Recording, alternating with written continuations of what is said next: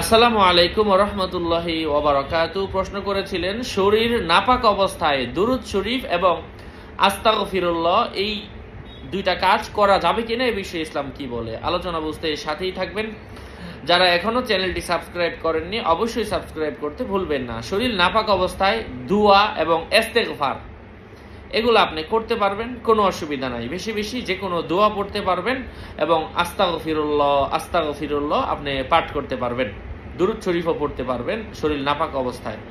আল্লাহ পাক আমাদেরকে বোঝার তৌফিক দান করেন। অনেকে ভাবেন যে ওযু ছাড়া এগুলো পড়া যাবে না, নাপাক থাকলে পড়া যাবে না, বিষয়টা কিন্তু এমন না।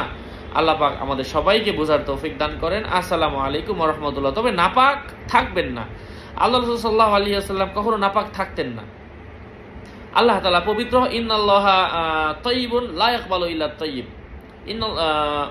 ইন্নাল্লাহা ইউহিব্বুত তাওয়াবিনা ওয়া ইউহিব্বুল মুতাতাহহিরিন।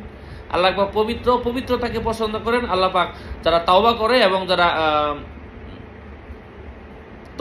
এবং যারা পবিত্রতা অবলম্বন করে আল্লাহ পাক তাদেরকে পছন্দ করেন। এজন্য আমরা সবসময় পবিত্র থাকবো। অপবিত্রতা নিয়ে থাকার দরকারটা কি?